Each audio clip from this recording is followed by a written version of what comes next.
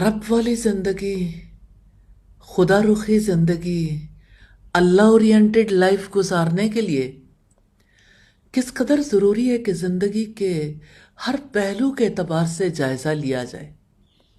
انسان جو زندگی گزارتا ہے اس میں سے کتنا وقت اس کا گھر کے اندر گزرتا ہے۔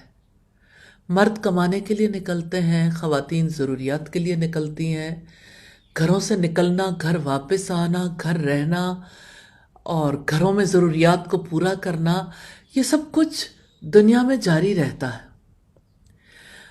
گھر کے اندر کی زندگی کو کیسے گزاریں، نارملی ہم دیکھتے ہیں یہ باتیں اکثر لوگوں کو معلوم ہے کہ گھر میں داخل ہوتے ہوئے دعا پڑھنی چاہیے۔ نبی صلی اللہ علیہ وسلم کا فرمان ہے، جب آدمی گھر میں داخل ہو اور داخل ہوتے وقت اور کھانا کھاتے وقت اللہ تعالیٰ کا ذکر کرے تو شیطان کہتا ہے نہ تمہیں سونے کی جگہ ملی نہ کھانا ملا، اور جب گھر داخل ہوتے وقت اللہ تعالیٰ کا ذکر نہ کرے تو شیطان اپنے ساتھیوں سے کہتا ہے تم نے سونے کی جگہ پا لی، اور جب وہ کھاتے وقت بھی اللہ تعالیٰ کا ذکر نہیں کرتا تو شیطان کہتا ہے تم نے سونے کی جگہ اور کھانا دونوں کو پا لیا۔ تو گھر داخل ہوتے وقت اللہ تعالیٰ کا نام لینا ضروری ہے، لیکن اگر کسی ایسے گھر میں داخل ہونے کا ارادہ ہو جس میں کوئی نہیں رہتا تو سیدنا عبداللہ ابن عمر کے بیان کے مطابق یہ کلمات کہنے چاہیے، السلام علینا وعلی عباد اللہ الصالحین، ہم پر سلامتی ہو اور اللہ تعالیٰ کے نیک بندوں پر سلامتی ہو۔ گھر میں رہنا انسان کے لیے باعث سکون ہونا چاہیے۔ سکون کے لیے خود کو کنٹرول کرنا بہت ضروری ہے، اس لیے سب سے پہلی چیز جس پہ کنٹرول کرنا ہے وہ غصہ ہے، کیونکہ انسان آؤٹ آف کنٹرول ہوتا ہے تو پھر کوئی معاملہ بھی سیدھا نہیں رہتا۔ یاد رکھیے گا گھر والوں کے ساتھ نرمی اور مہربانی سے پیش آنا لازم ہے۔ نبی صلی اللہ علیہ وسلم نے فرمایا ان اکمل المؤمنین ایمانا احسنهم اخلاقا والطفهم بأہلہ، ایمان میں کامل ترین شخص وہ ہے جو زیادہ اچھے اخلاق والا ہے اور اپنے گھر والوں کے ساتھ شفقت اور مہربانی کرنے والا ہے۔ نبی صلی اللہ علیہ وسلم نے ہر معاملے میں حسن سلوک، اچھا برتاؤ، احسان کرنے کا حکم دیا۔ آپ نے فرمایا جس شخص میں 3 خوبیاں ہوں گی اللہ تعالیٰ اسے اپنی رحمت سے ڈھانپ لے گا اور اسے جنت میں داخل کرے گا۔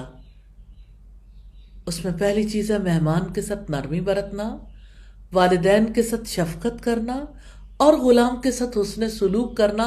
تینوں کا تعلق گھر سے ہے۔ آج کل غلام نہیں ہوتے، ملازم ہوتے ہیں، خادم ہوتے ہیں، وہ بھی حسن سلوک اور اچھے برتاؤ کے مستحق ہے۔ اسی طرح سے یہ بھی دیکھنا ضروری ہے کہ گھروں کا انٹیریئر کیسا ہو۔ نبی صلی اللہ علیہ وسلم نے ایسے پردوں اور چادروں کو گھر میں استعمال کرنے سے روکا جن پر جانداروں کی تصویریں ہوں۔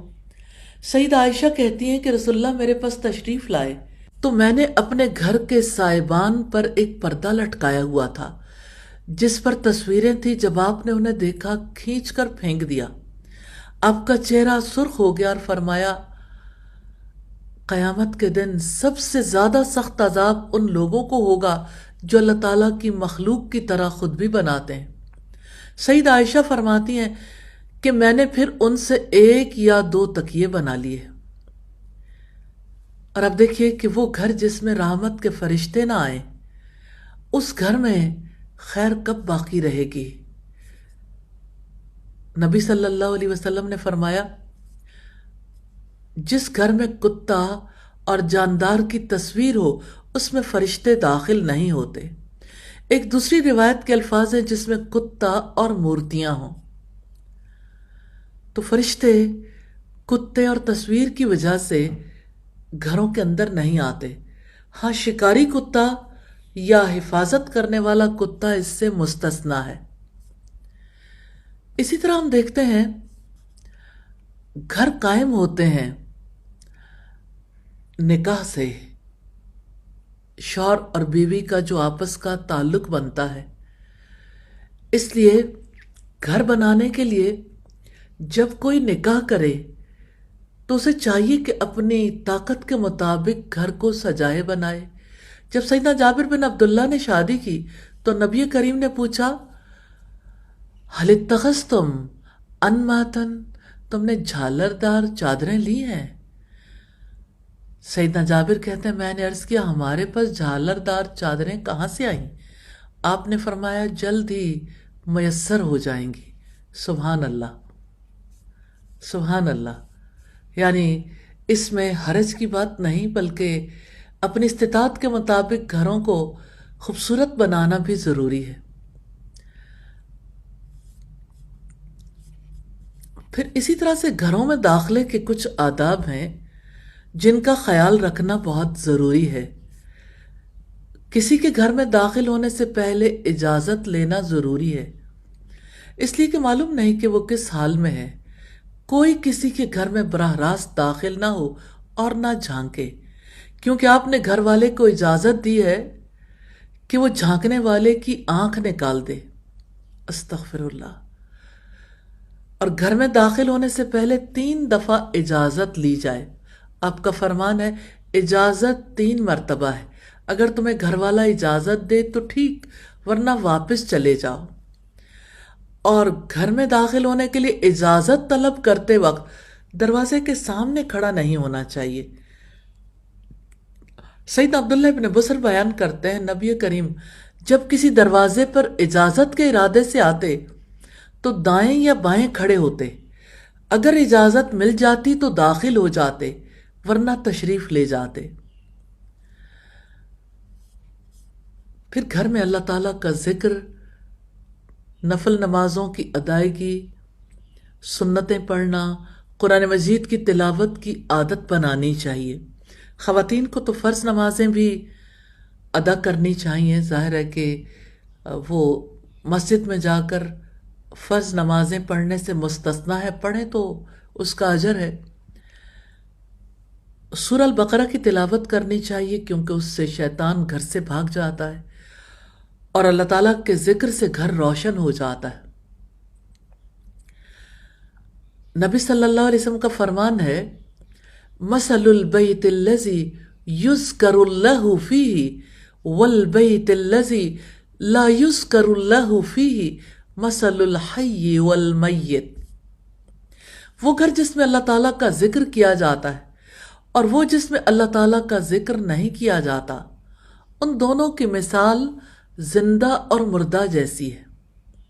اور ایک اور حدیث میں ہے کہ اپنے گھروں کو قبرستان نہ بناؤ، شیطان اس گھر سے بھاگ جاتا ہے جس میں سورہ البقرہ پڑھی جاتی ہے۔ اور آپ صلی اللہ علیہ وسلم نے نوافل کی ترغیب دیتے ہوئے فرمایا صلوا فی بیوتکم ولا تتخذوها مقابر، اپنے گھروں میں نماز پڑھا کرو، انہیں قبرستان مت بناؤ۔ یہاں اس سے مراد نفلی نمازیں، کیونکہ فرض نماز تو مسجد میں جماعت کے ساتھ پڑھنی ضروری ہے۔ پھر گھر میں رہتے ہوئے شوہر بیوی کو ایک دوسرے کے حقوق کا خیال کرنا چاہیے۔ جوائنٹ فیملی میں والدین ہیں اور اسی طرح سے دیگر رشتہ دار ہیں، بہن بھائی بھی ہو سکتے ہیں، تو ان کے حقوق کا خیال رکھنا چاہیے، اپنی اولاد کی تربیت کرنی چاہیے، انہیں اسلامی آداب اخلاق سکھانے چاہیے، توحید سکھانی چاہیے، انہیں عبادت کا شوق دلانا چاہیے، انہیں اللہ تعالیٰ کی، اس کے رسول کی، قرآن مجید کی، سنت کی، دین کی محبت سکھانی چاہیے۔ اور اولاد میں کوئی بھی چیز تقسیم کرنی ہو تو عدل سے کام لینا چاہیے۔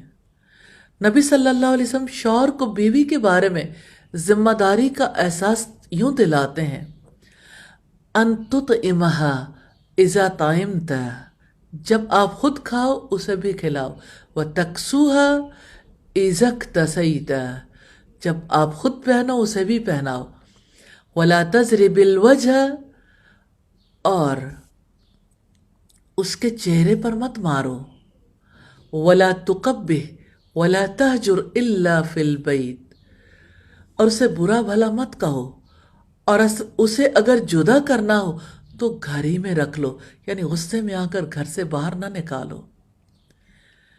اسی طرح آپ صلی اللہ علیہ وسلم نے فرمایا اعدلوا بین اولادکم، اعدلوا بین ابنائکم، اپنی اولاد کے درمیان انصاف کرو، اپنے بیٹوں کے درمیان انصاف کرو۔ اسی طرح اولاد کی تربیت کے بارے میں فرمایا اکرموا اولادکم واحسنوا ادبہم، اپنی اولاد کو عزت سے رکھو اور انہیں خوب ادب سکھاؤ۔ اللہ تعالی ہمیں توفیق عطا کرے۔ گھر والے حق رکھتے ہیں کہ ہم ان کی مدد کریں۔ سیدہ عائشہ سے پوچھا گیا کہ نبی کریم صلی اللہ علیہ وسلم کا گھر میں رہن سہن کیسا تھا؟ فرمانے لگیں گھر کے کام کاج کیا کرتے تھے، اور جب نماز کا وقت ہو جاتا تو نماز کے لیے تشریف لے جاتے تھے۔ گھر محض سونے کے لیے، گھر محض گپ شپ کے لیے، گھر محض ضروریات پوری کرنے کے لیے نہیں ہے، گھر سکون کے لیے ہے۔ اور گھر میں وہ کام ضرور ہونا چاہیے جس کا اللہ رب العزت نے حکم دیا، یا ایھا الذین آمنوا قوا انفسکم واہلیکم نارا، اے لوگو جو ایمان لائے ہو، اپنے آپ کو اور اپنے گھر والوں کو آگ سے بچاؤ، اپنے گھر والوں کو آگ کی طرف بڑھتا ہوا نہ دیکھیں۔ گھروں میں جو تیزی سے تبدیل ہوتے ہوئے معاملات ہیں، ان میں ایک لباس کے بارے میں بے احتیاطی ہے، دوسرا کھانوں میں صحت کا لحاظ نہ رکھنا ہے، تیسرا حلال و حرام کی تمیز ختم ہونا ہے، چوتھے اللہ تعالیٰ کی حدود کی پامالی ہے۔ استغفر اللہ۔ نبی صلی اللہ علیہ وسلم نے بلا وجہ اور بغیر ضرورت کے برہنہ ہونے سے منع کیا ہے۔ آپ نے فرمایا برہنہ ہونے سے اجتناب کرو، کیونکہ تمہارے ساتھ ایسے فرشتے ہوتے ہیں جو صرف بول و براز اور بیوی سے صحبت کے وقت تم سے جدا ہوتے ہیں، لہٰذا تم ان کی عزت کرو اور ان سے شرم کرو۔ اللہ تعالی ہمیں توفیق عطا کرے کہ ہم گھر والوں کے حقوق ادا کر سکیں اور اپنے گھروں کو جنت نشاں بنا سکیں، اور ان گھروں میں اللہ تعالیٰ کی یاد اور اللہ تعالیٰ کا کلام اور اس کے رسول کی سنت مہکے۔ آمین ثم آمین۔